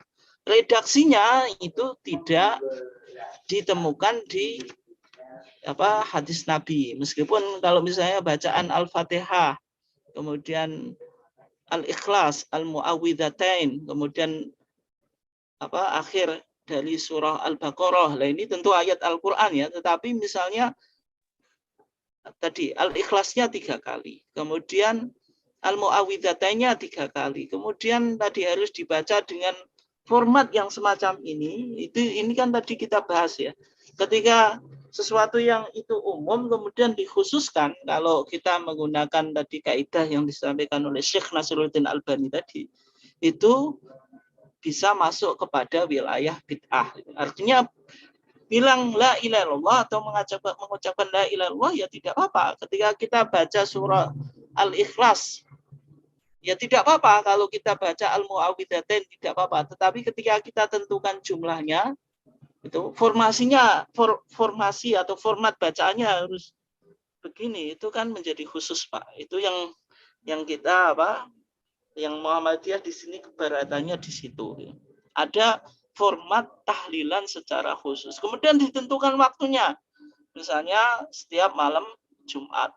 Atau kalau tahlilan tadi selamatan ke belakang, kalau masyarakat Jogja bilang gitu. Kalau kita ya tahlilan kematian itu mulai setelah kematian sampai hari 7. Kenapa kok 7 hari ini berurut-urutan? Kemudian 40 hari. Kalau di tempat saya sekarang, Pak, habis 7 hari nanti ada tiap malam Jumat gitu. Nanti sampai 40 hari. Dulu yang maksudnya setelah 7 hari nanti tiap malam Jumat, ini dulu kecil saya nggak ada, Pak, tapi sekarang sudah mulai ada.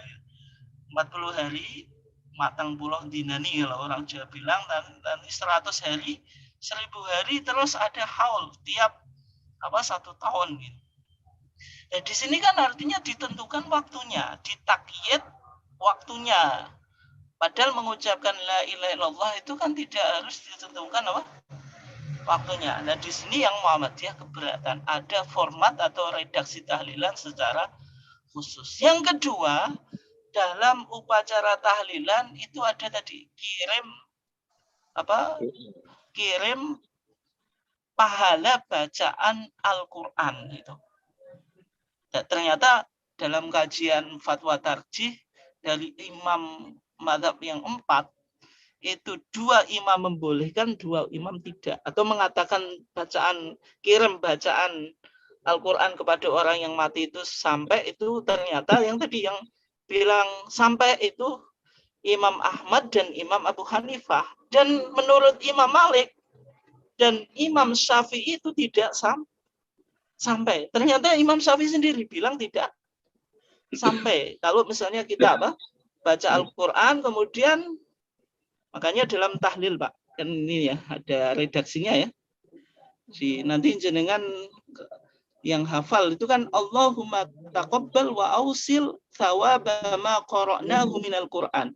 Allahumma ya Allah, taqabbal, terimalah, wa ausil, dan sampaikanlah, thawaba ma qara'nahu, pahala apa yang kami baca, minal Qur'an, dari Qur'an. Maksudnya dia hadiahkan bacaan tadi, beberapa ayat tadi, kepada orang yang meninggal. Justru menurut Imam Syafi'i tidak sampai. Tapi Syafi'iyah, pengikut Imam Syafi'i, malah mengatakan sampai.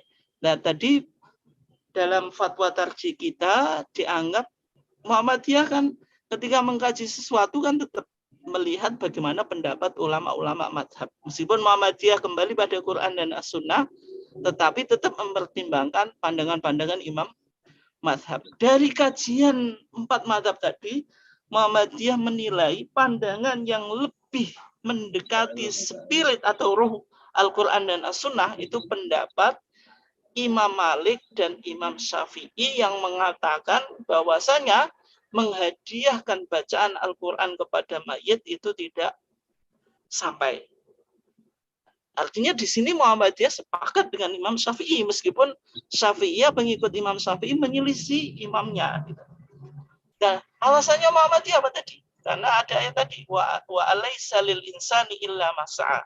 Manusia itu tidak akan mendapatkan kecuali apa yang ia lakukan.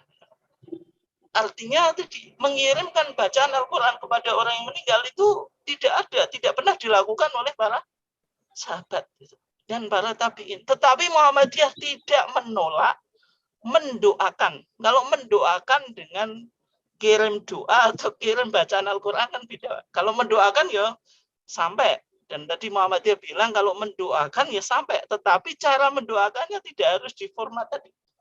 Ya, contoh sholat jenazah kan mendoakan. Setelah mayit dikubur kan ada perintah Nabi apa? Istaghfiru li akhikum was'alu lahu tathbit fa innahu al-an yus'al. Mayit sudah meninggal itu disuruh mintakan istighfar, minta mayitnya ditetapkan imannya. Itu artinya perintah mendoakan. Ketika kita ziarah kubur juga mendoakan orang yang meninggal. Artinya mendoakan orang meninggal itu sampai. Dan hadis yang cukup terkenal itu kan awaladin solihin yad'ulah. Tetapi kalau mendoakan itu dibawa ke tahlilan, sebagaimana dipahami di masyarakat, itu Muhammadiyah apa? Keberatan. Nah, kemudian tahlil itu tadi Pak, jenengan bilang tadi budaya atau tidak? Ternyata Pak, saya di Mesir waktu dulu itu, di sana mazhabnya Syafi'i gitu. Tetapi tidak ditemukan tahlilan model kayak Indonesia, Pak. Iya. Jadi orang sudah meninggal ya sudah selesai gitu. Meskipun mereka mazhabnya Syafi'i. Dan saya punya teman banyak dari Malaysia dan justru saya pernah ngajar mahasiswa Malaysia juga di sana. Ketika orang meninggal itu bagaimana? Jawaban mereka, Ustadz, kami kalau di Malaysia itu orang meninggal itu tidak tahlilan ya tahlilan, tetapi waktunya itu cuma 3 hari gitu. Jadi kalau kita kan 7 hari, Pak. 3 hari itu dilakukan di masjid, tidak di rumah. Artinya kalau ini dianggap ibadah maqdoh kan kefiahnya harus sama, Pak. Gitu. Kenapa di Malaysia itu 3 hari, di Indonesia 7 hari, nanti disusul 40 hari, 100 hari, 1000 hari, kemudian apa? Haul. Gitu. Sehingga tadi Muhammadiyah menyimpulkan kalau tahlilan sebagaimana yang berkembang di masyarakat itu belum menemukan apa? Dalilnya. Hanya saja sikap tadi, kalau kita di Muhammadiyah bagaimana sikap kita kan? Tadi dalam fatwa tarjih memberikan 2 sikap atau solusi. Yang pertama, ya tentu sebagai warga Muhammadiyah yang baik kita tetap mentaati putusan dan fatwa kita bahwasanya tahlilan itu tidak ditemukan dalilnya sehingga Muhammadiyah tidak mengamalkan. Sehingga ketika kita mendapatkan undangan tahlilan sebisa mungkin jadi menjelaskan sikap kita bahwasanya dalam paham keagamaan Muhammadiyah tidak membolehkan tahlilan. Saya kira kalau di masyarakat itu kadang-kadang mungkin pertama kali itu kita dimusuhi, Pak. Tapi mungkin kita nggak datang tapi tetap respect, kita kasih jajan ya, kalau kita pokoknya berbuat baik gitu. Nanti lama-lama memahami bahwasanya ini yang kita yakini. Ya, meskipun mungkin awal-awal juga itu tantangan, Pak. Dan itu sikap yang ideal secara organisatoris. Artinya secara organisatoris yang namanya warga Muhammadiyah ya tidak tahlilan gitu. Justru kalau tahlilan itu menyalahi paham agama, apalagi ditemukan misalnya PRM di satu tempat malah menjadi pemimpin tahlil. itu kan kontras dengan paham keagamaan Muhammadiyah. Nah, kecuali kalau kita misalnya tadi dengan berbagai macam alasan kita masih minoritas gitu sehingga sangat lemah ya untuk memunculkan atau menjelaskan sikap kita. Nah, kalau kita memang betul-betul terpaksa di dalam tadi fatwa kita ya di situ bersikap pasif saja. Nah, sebagaimana hadis itu hadis yang cukup terkenal itu man ra'a minkum mungkaran falyughayyirhu biyadihi. Siapa yang melihat kemungkaran pakai kekuatan. Kita minoritas nggak punya kekuatan. Fa ilam yastati fa bilisani. Kalau nggak mampu dengan lisan. Kita mau argumentasi nanti takut nanti malah malah geger dan sebagainya. Kemudian fa ilam yastati fa biqalbi. Kalau enggak ya dengan hati mendoakan. Artinya bersikap pasif. Meskipun kita tahu kalau bersikap pasif itu wadzalika adzaful iman. Itu imannya yang paling lemah gitu. Nah, gitu. Tapi intinya ya paling tidak mendukung. Tapi kalau justru mendukung itu yang menjadi masalah gitu. Mungkin itu Pak ya Pak Sugeng. Ya.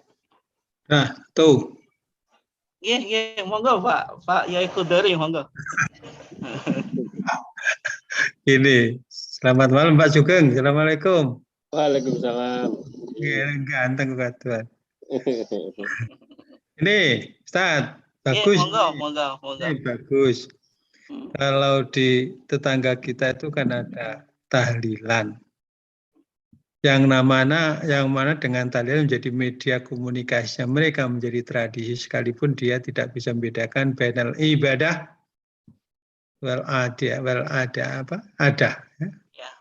Nah ini, jadi niatnya ya sebagai kumpul-kumpul gitu, kopiah anyar gitu. Itu jadi media yang bagus gitu. Cuman kita itu begini, tidak salah kita punya pendapat. Kita tidak tahlilan tapi tahlil tetap kita anjurkan. Cuman masalahnya warga kita itu dianggap yang kita sendiri, yang orang persyarikatan, jadi kadang tidak ngerti tahlil Muhammad itu apa kan gitu. Nah, maka di sini dibutuhkan format-format yang jelas.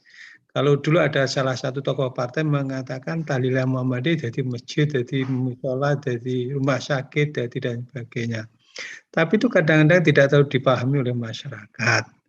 Nah, sekarang kita bagaimana tahlil kita, tahlil Muhammadiyah atau istilahnya tahlil yang la ilaha illallah itu diformatkan apa yang paling strategis, yang paling bagus sehingga Pak Sugeng tidak bingung lagi, gak sungkan, gak macam-macam itu. Ini ya Pak Sugeng ya. Nah, mungkin orang aku ya tahlil loh, aku tahlil berat dadi ngene, dadi tim sukses dan relawan dan sebagainya itu. Nah, itu termasuk perjuangan untuk memilih pemimpin. Ini saya kira itu monggo dilanjut mungkin format apa yang paling tepat biar Pak Sugeng tidak bingung lagi gitu. Assalamualaikum. Ya, terima kasih nih Pak Yai Khudari, menarik ya yang disampaikan tadi. Ya memang kita ketika bicara dakwah kultural itu kan penting untuk mencari format dakwah yang lebih efektif, kita bisa diterima di masyarakat dan sebagainya. Nah, ketika Muhammadiyah mengambil posisi tidak tahlilan, gitu, tidak tahlilan sebagaimana yang dipahami oleh masyarakat, nanti kan seolah-olah menjadi negatif. Tetapi ya harus dimunculkan format-format atau pemahaman-pemahaman. Jadi tahlilnya Muhammadiyah membentuk sekolah, tahlilnya Muhammadiyah membangun masjid, tahlilnya Muhammadiyah membangun PKU dan sebagainya. Nah, itu kan memang harus dimunculkan semacam itu. Dan juga mungkin ya kekurangan Muhammadiyah itu kan kalau di akar rumput ya, orang Muhammadiyah itu media untuk silaturahmi nggak ada gitu. Mungkin habis sholat ya langsung pulang. Kumpul-kumpul nggak ada, sehingga terkesan di Muhammadiyah itu Islamnya gersang gitu, kayak enek berkate dan sebagainya. Sedangkan yang lainnya itu menyenangkan, Pak, mengembirakan gitu. Yang kadang-kadang kita ya harus mencari format dakwah yang lain ya. Nah, memang juga di Muhammadiyah nggak tahu lah, kadang-kadang susah gitu. Kita ya termasuk tadi ngaji tarjih mingguan ini ya pengganti tahlilan itu gitu.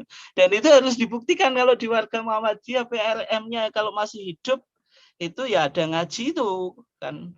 Ya kalau nggak bisa tiap minggu ya nanti pokoknya dibuktikan jangan sampai tidak ada media untuk komunikasi kumpul, sehingga tadi ya tahlilan kita yang begini ngaji gini loh. Tapi kadang-kadang di PRM di cabang pun ngajinya yang nggak ada, jadi semuanya gersang gitu, dan ngaji pun tidak menggembirakan. Saya kira kalau ngasih makanan snack itu yang wajar, tidak ke arah tabdil yang pemborosan, itu boleh-boleh saja kan gitu. Dalam artian Muhammadiyah juga ada berkatnya, tapi berkatnya ya tentu tadi jangan sampai ke arah yang berlebihan sehingga menjadikan kita bermuhammadiyah ini menggembirakan lah gitu, bukan pokoknya di Muhammadiyah kering habis, kiainya kering, jamaahnya kering gitu, nggak ada makanan dan sebagainya. Dan itu saya kira perlu untuk dibahas. Tapi tetap prinsipnya Muhammadiyah ketika bersedekah yang orientasinya itu jangka panjang, amal jariah lebih diutamakan, dan juga kalau makanan tadi prinsipnya jangan sampai tabdzir atau mubadir, kemudian juga israf itu. Dan mungkin itu ya Pak Yai Khudari tanggapannya, dan mungkin saya kira PRM yang ikut ini kan bisa mencari format dakwah yang sesuai dengan kultur atau budayanya, dan itu beda-beda dari satu tempat ke tempat yang lain. Oke. Kemudian berikutnya ada lagi atau enggak? Nah, ini mungkin bisa, Pak Sohan. Nggih, monggo. Nama Mitan. Nggih, monggo Pak Tamami, nggih, monggo. Nggih, silakan Pak. Terima kasih Ustaz. Ini ada hal yang lain, tapi juga masih terkait dengan masalah acara tahlilan. Kita memang ya dekat dengan tetangga, kita saling menghormati. Ketika kita diundang, kita memang kalau seperti saya ini secara pribadi memang minta izin bahwa kita tidak hadir. Namun karena memang kondisinya tidak memungkinkan kita hadir, tapi kita memang pasif. Artinya kita tidak mengucapkan apa yang mereka ucapkan itu, Ustaz. Itu yang pertama yang sudah saya lakukan seperti itu. Terus yang kedua, ini kan ada semacam kasuistik di tempat lain. Katakan ketika kita tidak hadir dalam acara kenduren seperti itu, karena sudah saling menghormati antar tetangga, mereka itu antarkan berkat kepada kita.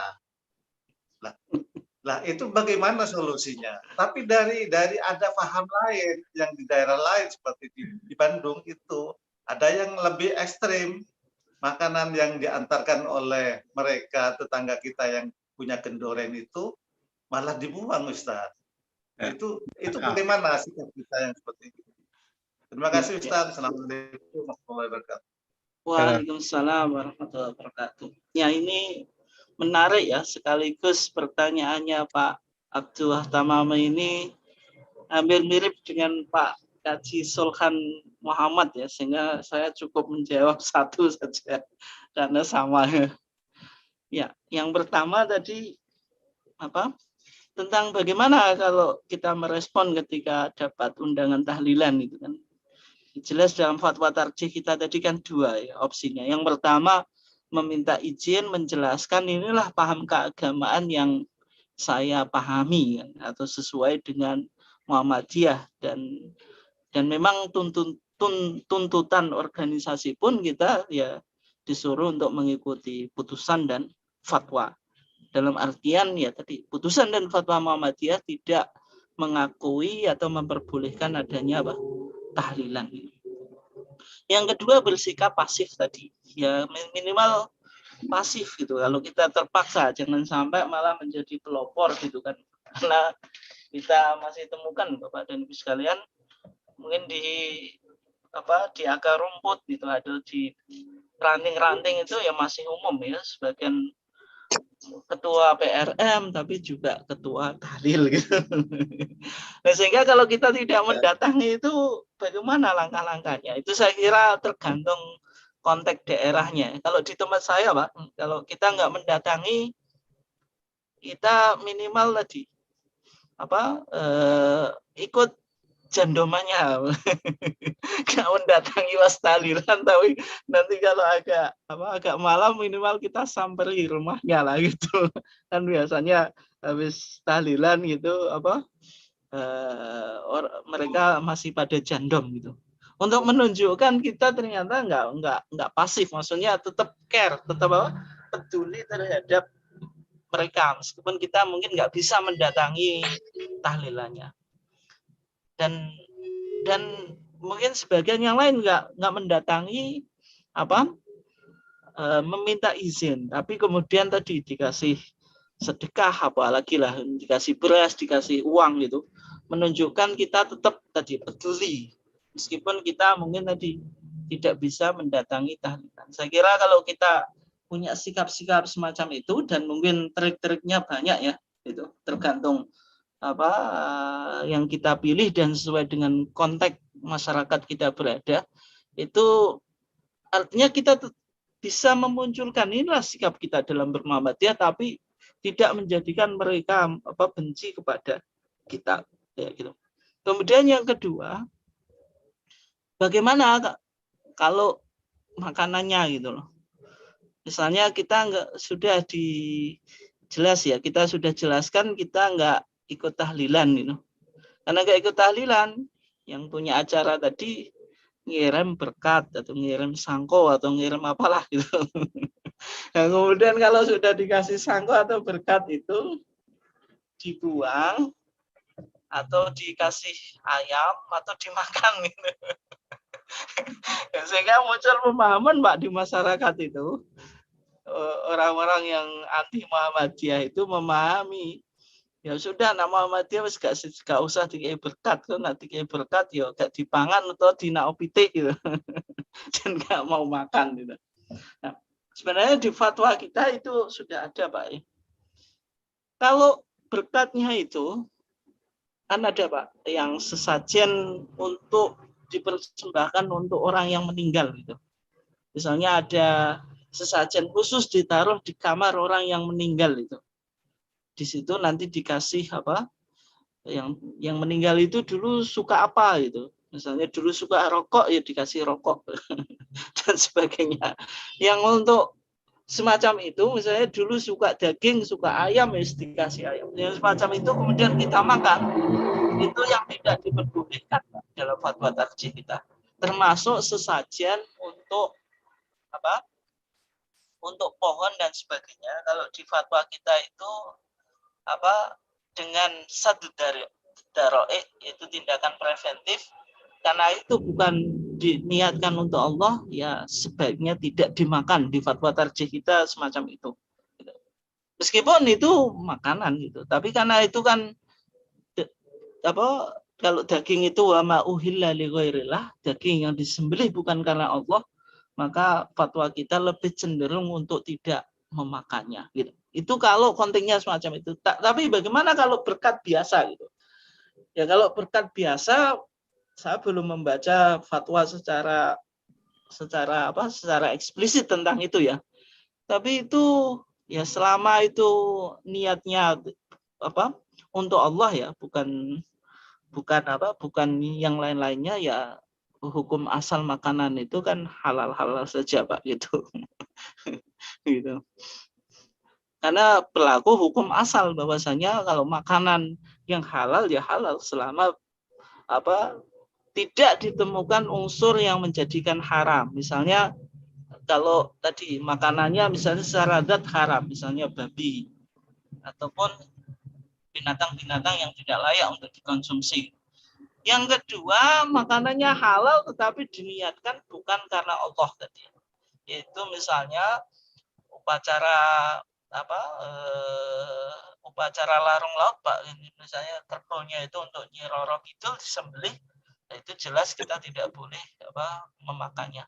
Tapi kalau tahlilan ini kan secara umum makanannya itu kan selama tidak ada tadi diperuntukkan, karena di masyarakat Jawa kan ada Pak yang masih kental Pak. Untuk mayitnya ya kalau itu sudah jelas haram. Tapi kalau tidak ditemukan yang semacam itu ya kembali pada hukum asal itu halal itu. Karena kalau kita mau mengharamkan itu juga susah Pak ketika tidak ditemukan dalil yang memalingkan dari halal ini menjadi haram. Oke. Mungkin demikian Pak. Ya monggo. Ini hubungan dengan makanan tadi itu hubungan dengan niyahah ini. Ya. Tolong niyahah ini yang dianukan. Mungkin itu yang diarahkan ke niyahahnya sehingga tidak boleh dimakan orang. Kalau tadi ya. Mana makan yang boleh. Niyahah ini gimana? Yes, ya. Tadi kan hadis Ahmad tadi kan wason'atat ta'am minan niyahah. Kata sahabat kan kami menganggap ijtima berkumpul kepada orang yang meninggal, wason'atat ta'am itu minan niyahah. Membuat makanan itu termasuk meratapi. Nah, dalam konteks itu kan sebenarnya yang haram itu perbuatannya, tapi bukan pada makanannya gitu. Jadi makanannya tetap halal, tetapi perbuatannya yang haram gitu. Karena makanan itu untuk menjadikan haram itu kan butuh sebab gitu. Yang pertama tadi ketika secara zat itu haram, misalnya babi, hurimat alaikumul maitatu wadamu walahmul khinzir, itu kan berarti yang namanya bangkai, kemudian daging babi, kemudian darah, itu secara zatnya haram gitu. Tetapi yang kedua ada bisa babin akhor, ada sebab yang lain. Secara zatnya itu sebenarnya halal, tetapi ada sebab yang lain. Misalnya ketika binatang yang harus disembelih, itu disembelih bukan karena Allah. Nah, makanan tadi, kalau makanannya itu khusus digunakan sebagai sesajen, gitu, maka itu yang diharamkan oleh fatwa tarjih kita, gitu. Sehingga pokoknya kalau sesajen itu dalam tindakan kehati-hatian, dulu kayaknya sudah pernah kita kaji gitu. Dalam pandangan tarji yang namanya sesajen itu tidak dianjurkan untuk dimakan karena memang dibuat sejak awal bukan karena Allah. Nah, kemudian yang menjadi yang kita bahas ini yang ini yang makanan tahlilan itu apakah niyaha? Nah, kalau di fatwa tadi saya belum menemukan secara eksplisit ya, tapi kalau saya pribadi untuk memalingkan makanan itu dari halal menjadi haram itu masih agak berat daripada saya pribadi. Dalam arti kalau perbuatannya itu niyahah, perbuatan yang dilarang tapi makanannya ya halal gitu. Artinya yang berkumpul kemudian yang keluarga yang meninggal mengharuskan bikin makanan itu yang minan niyahah, termasuk meratapi. Tapi apakah makanannya itu jadi haram? Nah itu kan butuh argumentasi yang bisa memalingkan dari yang halal menjadi haram. Tapi yang jelas perbuatannya ini yang tadi dalam hadis Ahmad tadi dianggap minan niyahah. Mungkin demikian ya. Kayaknya sudah jam 9:30 ini. Oke ya, terima kasih Bapak dan Ibu sekalian yang dimuliakan Allah atas partisipasinya dan ikut serta dalam kajian ini.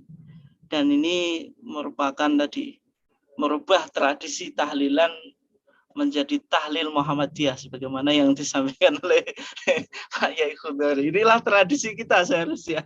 Ya, kita sudah terlanjur tidak tahlilan, masa tidak mau tahlil tarjih ini setiap 2 minggu sekali, padahal 2 minggu sekali. Mudah-mudahan ini tetap konsisten sehingga menjadikan tadi bermuhammadiyah menggembirakan, bermuhammadiyah ada media untuk berkomunikasi dan silaturahmi.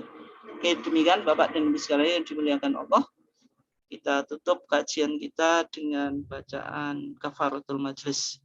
Subhanakallahumma wa bihamdika asyhadu an la ilaha illa anta astaghfiruka wa atubu ilaik. Wassalamualaikum warahmatullahi wabarakatuh.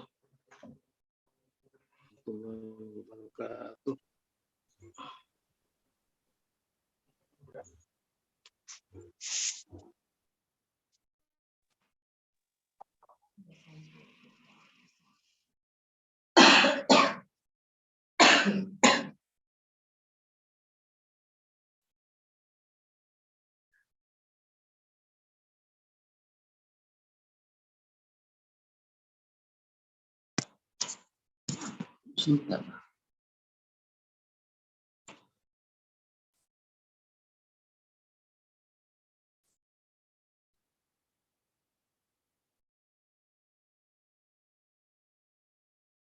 Bentar.